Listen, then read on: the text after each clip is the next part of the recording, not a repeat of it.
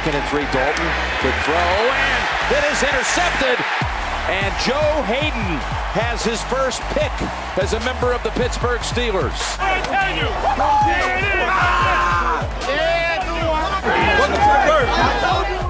Joe, when you first met all your teammates, the coaching staff, officially as a Steeler, was in North Carolina, that final preseason game. How much have you grown with the team since that point to now after the win over the Bengals? It's been like night and day. First walking in there, I know a couple of them like Pouncey, of course AB, Gilbert, Big Ben, but the rest of the guys, I don't really get to see them too much without their helmets on, so I didn't really know who was the starters, who was really going to be on the brink of being cut or whatever. So it was cool that next week, Monday, being able to come in and be able to see everybody. But to now, I got friends on the team. I'm hanging out with them, became real good friends by now. What was your perception of the Steelers' defense? I know you said you knew a lot of the guys on offense previously, but what was your perception of the Steelers' defense, just them as a whole? They were really young, talented, loved the game, just got after it, you know. I knew that they had just really good players. I knew Hayward, you know, I knew about him. I knew about Mitch, and then they had Artie, SD, you know, I just knew it had a lot of potential. I just was very happy that I could just help them out. So how do you fit in with this group of just a few weeks being here?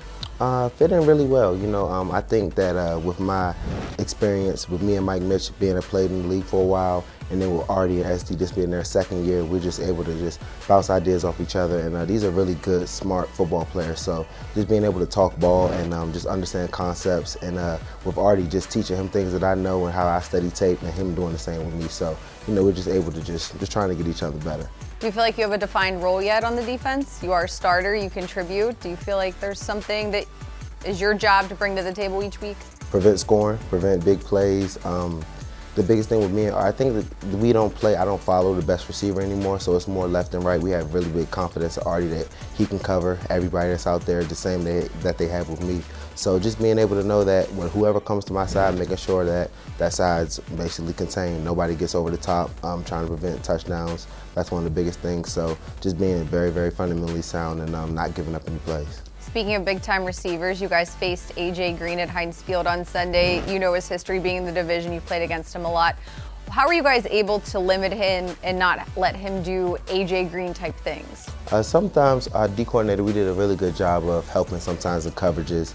Sometimes we knew that he was going to be targeted. We would have some roll coverages over there. We weren't just singling him up every time. And the rush does a great job of not giving Andy a lot of time to sit back there and throw the ball. So it's just a combination of both. Can you play maybe teacher, evaluator? Feels like they went after Artie Burns a lot. How do you think he did against AJ, and was probably only the third time he's faced him in his career? I mean, I think he did really good. You know, once you go against a guy like AJ, you know, you just gotta, you know, he's gonna get some of his. He's gonna get his plays. You just gotta make sure that you get yours also. Early on in the game, Artie tried to undercut a comeback, almost got a pick, you know, so that put, you know what I'm saying, let Andy know that he was over there playing good ball. Didn't get beat vertically, didn't give up any deep balls. So, you know, I think Artie played really, really good. Your interception was against AJ and Andy. What worked on that play? What did you see in terms of the coverage?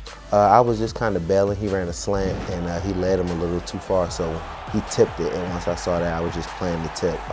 It kind of landed on his back, and I made sure I just was able to scoop it up.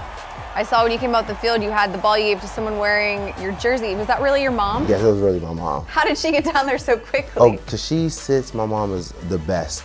She doesn't let me get her ticket. She goes on StubHub and makes sure she gets the tickets right behind the bench every game. So she comes to every game, gets tickets behind the bench, so I know whenever I get a pick, I look behind the bench where we sit, and I get immediate eye contact with Mom. I already knew. Moving ahead, heading into one more game before the bye week, where is this defense right now heading into the Detroit game? Man, we're excited with where this defense can go.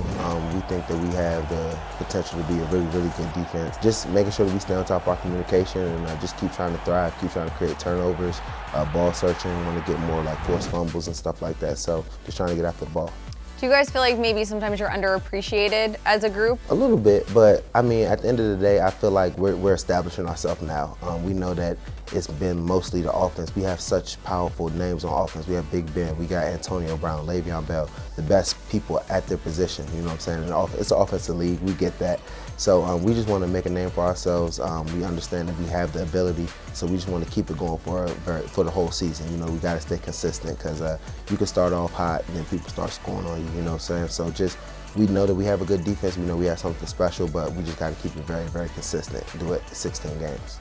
No disrespect to Cleveland, not knocking them, but is it fair to say you're having fun being on this ride with the Steelers, stacking these wins and making a real push to be one of the top teams in the AFC? Yeah, it's a blessing. Not to ever knock anything on Cleveland. I mean, those dudes that are still there playing, went through training camp with those dudes. I battled with those dudes. I was prepared to play the season with them, so I know how hard they work. So I would never try to disrespect them. But being in the situation I am in now, it's honestly a blessing. Love my teammates. Love the situation that we're in. Being able to really contend for playoff positioning. We're first in the division.